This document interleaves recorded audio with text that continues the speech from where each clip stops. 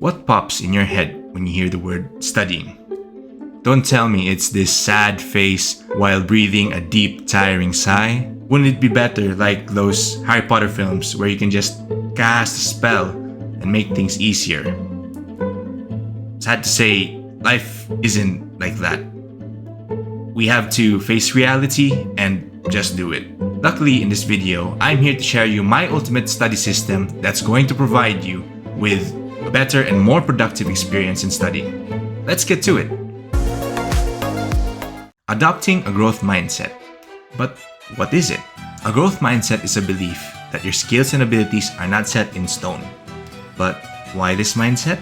Because it encourages us to be motivated to learn new things through time and practice, where people are less likely to be discouraged by failure and instead take them as learning opportunities. One key lesson that I learned from this mindset is don't be too hard on yourself. Everybody makes mistakes. That's just a fact. If something goes wrong, accept it and just forgive yourself. Try to do better next time and move forward. Simple as that. I think that to study without motivation is like walking with no direction, and it just wastes time. So it is important to identify what you're studying. Whether this is something that you have interest in or a topic that you must put more effort in learning. Reason being, as this will help you identify what your motivation is, whether it is an extrinsic or intrinsic motivation. If you haven't heard of these two yet before, let me explain. An extrinsic motivation is engaging in an act or behavior to gain a good situation or to avoid punishment. Let's all be honest. We can't force ourselves to enjoy topics that we don't like. That's why we must give ourselves an extra incentive to learn them. And that is where extrinsic motivation comes in. I know most students like to use this type of motivation, especially when tests are coming, to get their parents to be proud of them or not to be disappointed in them. Emotional, damn it! You know, typical extrinsic motivators. Intrinsic motivation, on the other hand, is engaging in an act or behavior because it interests you or you find it fulfilling. Examples of this is like reading a fun book or studying a topic because it satisfies you. Between studying math and science, I personally like to study science as I like to figure out how things work. Math, on the other hand, I find less interesting. That's why I have to give myself a reward, like this snack here, which is not sponsored, by the way. I've got my mindset and type of motivation intact. Next, I choose my necessities that will get me through my study session. Here's a list of my essentials. My notebook and pen, my phone and small speaker, some food, particularly biscuits and cheese, and my protein bar, freshly brewed coffee, of course. After collecting the essentials, I choose a place to study. Remember, the goal is to limit negative distractions as much as possible. Here is my study area checklist. Setting the mood with some pre-downloaded study music. I recommend Lo-Fi Beats playlist as it has really great study vibes. Next, face the wall to limit distractions. And lastly, minimize controllable distractions, particularly turn your phone to airplane mode if you can, or simply limit anything that distracts you negatively. In this phase, I've used a specific set of study techniques that effectively increase my retention. You may or may not heard of them before, so let's get to it. The first one is paraphrasing. When studying, it's important to take notes to make them easily digestible for you to understand. An example to this is paraphrasing on the definition of the word coryza. If you haven't heard of this before, coryza is defined as an acute inflammatory contagious disease involving the upper respiratory tract, known also as the common cold. Simply put, I just write that coryza equals to the common cold.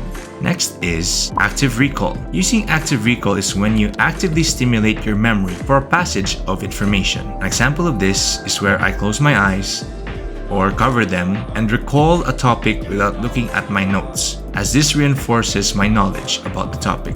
Next on the list is one of the more famous techniques called the Feynman technique. It was created by famous physicist Richard Feynman, and it's a technique to see if you identify and understand the topic And then, by simplifying it, it means that when you actually try to teach it to another person who has no idea about the specific topic, they can learn to understand the concept much easier. An example to this would be explaining how you get coryza. If the long version would be like this, I would simply say it like this. Coryza can be caused by three ways: either allergic, non-allergic, or infectious. An allergic cause can be from pollen, specifically from flowers, or animal fur. And an example of non-allergic cause is if you get soaked out wet in the rain. And the infectious cause is if someone sneezes in the air and transmits it via himself to other humans. So did you get that? Do you understand now what coryza is? Another technique is mnemonics. For those new to this word, mnemonics are used on information when possible by grouping information into sentences or acronyms. It helps to make something easier to remember when you chunk information that way. Example of this is the concept of PEMDAS in mathematics, where PEMDAS is an acronym for parentheses, exponent, multiplication, division, addition, subtraction, where in order for you to use mnemonics here is either you group it into this acronym, please excuse my dear Aunt Sally, and that's how you use mnemonics. If by some reason, no matter how hard you study or read the topic and you still struggle to understand it, ask for help, either from a friend, a teacher, or just watching a third-party video explaining the topic better to you. Hopefully by then, you'll have a better and firmer understanding of it. No shame in doing it, just go for it.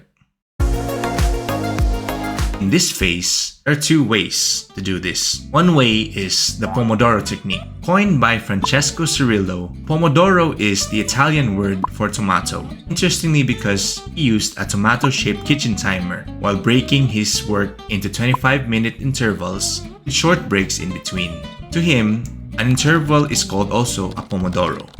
My personal Pomodoro setting is study as long as I can retain my focus, which is around 2 hours, and I take about 10-minute breaks in between. For you, if you want to do this technique, you can set your settings by yourself subjectively. It all depends on you really. The second way to stay in focus is to establish a reward system. Now, after a long day of studying, feel free to reward yourself by playing a fun game for an hour or two, or to watch a few episodes of your favorite anime series. If you're still here, thank you for staying. I appreciate you so much that as a reward, I'm gonna give you a bonus phase. This is what I call my secret sauce that heightens the success to my studies. Let's get to it. Consider your body as the greatest factor to your studying success. It may sound like common sense, but sometimes with how life is, we tend to forget to take care of it. Imagine being like professional athletes. They make sure to stay in optimal condition to maximize their performance in their sport to win. Now, how do you tip scales to your favor? Simple habits like getting some good sleep, eating a well-balanced diet, exercising regularly, and lastly, staying hydrated. As a nurse, I want to bring up a previous topic we learned, which is called the Maslow's hierarchy of needs. I personally believe that if we take care of our physiologic needs, provided that the levels in between are already met, you will reach your full potential. Because if you neglect the fundamental level of this hierarchy, it all just falls apart before you even start. So remember, health is wealth. With that said, this system is still far from perfect, and it might change over time as I learn new things. But before anything else, I'd like to share with you a quote from the man on the $500 bill. And it says, "Investment in knowledge pays the best interest," by Benjamin Franklin. Thank you all so much for watching. Please use this video as your inspiration to create your own ultimate study system suitable to your needs. I hope that you have learned something new today that you'll try out for yourself later. Comment below if there's a study tip that you'd like to share, or if you want a certain topic for me to cover next time. And if you want to watch my first YouTube video, I'll leave a link down in the description below. It's been such a lovely time talking to you all. And this is Deo Plaza. Till next time.